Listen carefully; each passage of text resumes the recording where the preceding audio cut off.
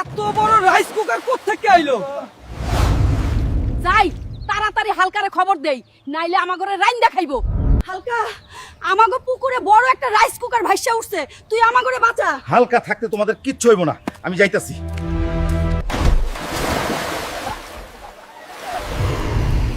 দেখি তো কোত্থেকে আইলো এই রাইস কুকার।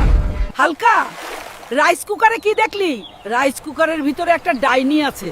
ডাইনি বলছে 5 কেজি ইলিশ মাছ তার লাগবো। এই নে 5 কেজি ইলিশ মাছ, তারপরেও আমাগরে ডাইনির হাত থেকে রক্ষা কর। তোমরা সবাই যার যার বাড়ি চলে যাও, আমি মাছগুলো ডাইনিরে দিয়া আই। অনেক দিন হইছে ইলিশ মাছ খাই না, গ্রামবাসীরে বোকা বানায়া ইলিশ মাছ আনলাম।